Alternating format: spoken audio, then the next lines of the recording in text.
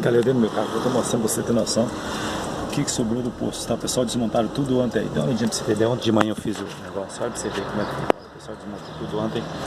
Isso é bom a pessoa poder ter ideia, rapaz. Tá? Na mesma hora você tem tudo e você não pode ter nada. Por incrível que pareça, mas não ventou quase nada aqui.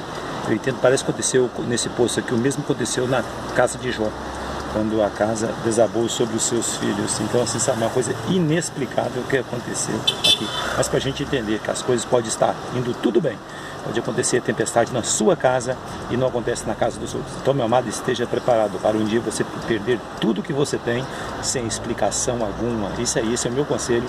P.R. Danilo Nunes. Tchau, foi.